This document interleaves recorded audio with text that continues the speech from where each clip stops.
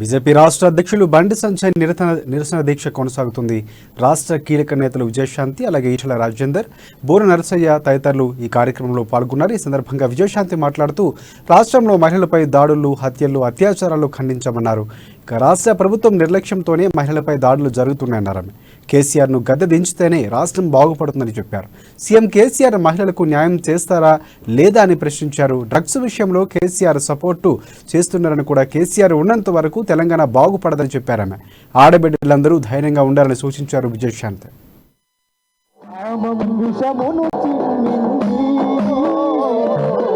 ఈ రాష్ట్రంలో మహిళలకి రక్షణ లేకపోవడం, మహిళలు ఆత్మహత్య చేసుకోవడం, మహిళల్ని మానభంగాలు చేయడం, ఇలాగ అనేక జరుగుతూ ఉన్నాయి. కేసీఆర్ ముఖ్యమంత్రి అయిన దగ్గర నుంచి ఈ రాష్ట్రంలో నిరంతరం ఇవే జరుగుతుంది. నేను ఒక విషయం చెప్పదలుచుకున్నాను.